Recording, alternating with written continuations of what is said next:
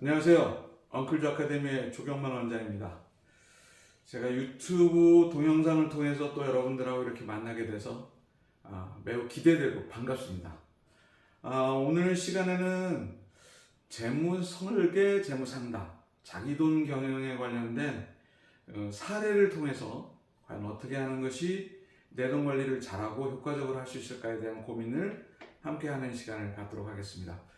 제가 하는 일이 물론 뭐 경제, 금융에 대한 이론적인 또 복잡한 어려운 원리 이런 거를 설명하는 경우도 있지만 강의 시간에 뭐 들어오는 질문 또는 메일이나 궁금한 것들에 대해서 이렇게 사례를 통해서 설명하는 경우가 많이 있기 때문에 오늘은 들어왔던 사례 중에 하나를 여러분들한테 소개하면 내 돈 관리를 저런 방식으로 하면 조금 효과적으로 할 수 있겠다. 방법이 나오겠네.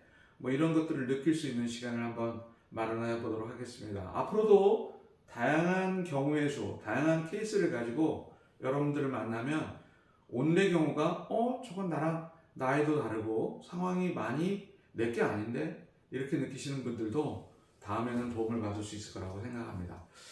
굉장히 젊은 친구들한테 도움이 되는 그런 얘기인 것 같아요. 상황이 이렇습니다. 30살에 30세의 여성이 직장생활 5년 차에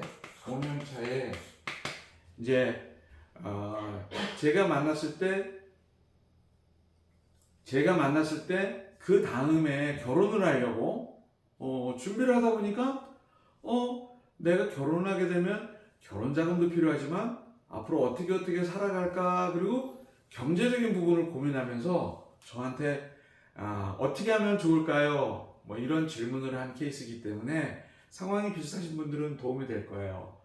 근데 제일 중요한 것이 이런 재무상담, 자기돈 경영을 할 때 자기의 상황을 먼저 정확하게 숫자로 표현을 해보는 거예요. 내 상황이, 내가 갖고 있는 것이 뭐고 내가 얼마를 벌어서 어떻게 쓰고 뭐 이런 것들에 대한 부분을 정리한 거를 제가 쭉 질문을 던져가지고 알아냈는데 그 알아낸 상황은 이렇습니다. 먼저 제가 여기다 T자를 이렇게 하나 쓰도록 하겠습니다. 그러면 은행에 예금이 2천만 원이 있었어요. 2천만 원.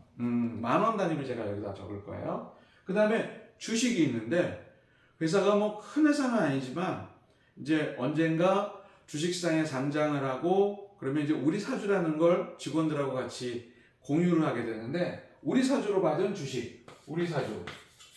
이게 시장에서 팔고 사고 하는 건 아직 아니지만 주식이기 때문에 우리 사주라고 적을 텐데 이걸 1,000만 원 갖고 있습니다. 그 다음에 5년 동안 근무했기 때문에 퇴직금이라는 부분이 이제 DC형이라 해가지고 회사가 매달 퇴직금 계좌에다 넣어준 DC형 퇴직연금이 쌓여있는데 그게 1,500만 원. 물론 국민연금도 5년 동안 넣은 게 있는데 그거는 제가 여기다 감안하지 않았습니다. 대충 뭐 급여를 알면 퇴직연금이 얼만큼 쌓였는지는 알 수 있고 또 인터넷 또 핸드폰으로 금방 조회는 가능한데 어플리케이션으로 그건 감안하지 않고 그 다음에 살고 있는 집의 전세보증금이 2천만 원 이렇게 있었어요.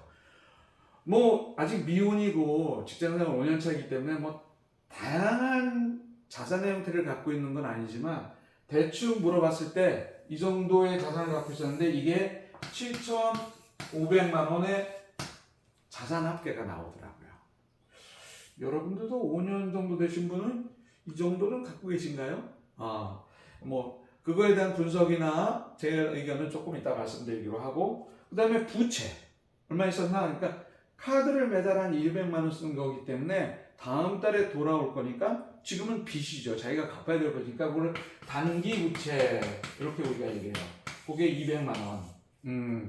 그 다음에 이 우리 사주를 받을 때 회사가 대부분 은행하고 거래하는 은행하고 해가지고 이게 대출을 해줘요. 자기 돈으로 있는 돈 가지고 사게 하는 게 아니라 굉장히 절이나 무이자로 그렇게 대출을 하도록 해서 우리 사주와 관련된 은행 대출이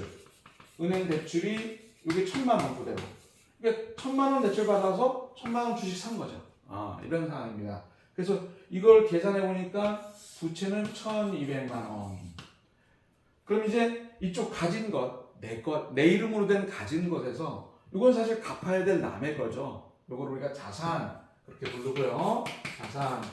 이걸 부채 이렇게 부르는데 자산에서 부채를 뺀 순자산. 이건 정말 내 거예요. 내 거. 이게 6,300만 원. 상황이 이렇습니다. 이젠 이 사람이 그동안 5년 동안 지내면서 경제활동한 거에 대한 성적표를 딱 저하고 대화를 통해서 공개해 보니까 이런 결과가 나왔어요.